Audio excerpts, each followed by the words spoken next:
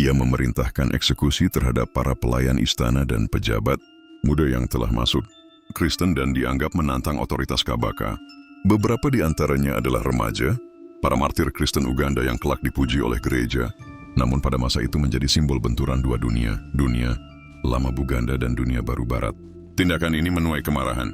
Misionaris Inggris dan Prancis menuntut balas, dan agen kolonial mulai mengorganisasi perlawanan diam-diam terhadap Kabaka.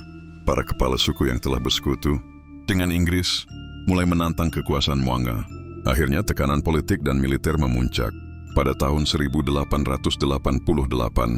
Mwanga digulingkan melalui kudeta internal, didalangi oleh bangsawan yang didukung Inggris.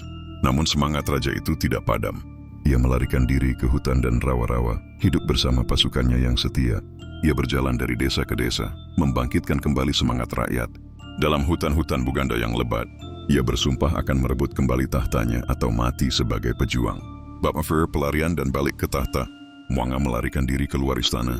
Di pengasingan, ia membangun kembali kekuatannya, bersekutu dengan musuh lamanya, termasuk dengan umat Islam, dan beberapa kepala suku yang kecewa terhadap dominasi Inggris. Ia kembali memimpin pasukan, dan dalam waktu singkat berhasil merebut kembali tahtanya pada tahun 1889. Tapi kemenangannya tidak bertahan lama.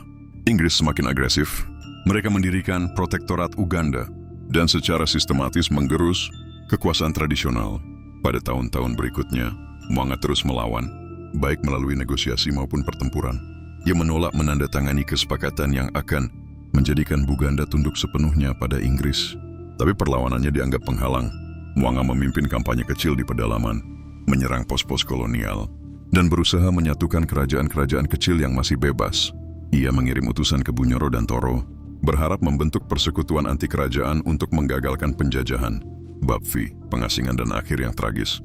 Pada tahun 1897, Inggris akhirnya berhasil memaksanya turun dari tahta untuk terakhir kalinya. Mwanga ditangkap dan dibuang ke Seychelles, sebuah pulau jauh di Samudera Hindia. Di sana, jauh dari tanah leluhurnya, dari pepohonan Buganda dan suara cenderang istana, Mwanga hidup sebagai tahanan. Di pengasingan, ia menjadi seorang Kristen. Ironi besar bagi seorang raja yang dahulu memerangi pengaruh misionaris.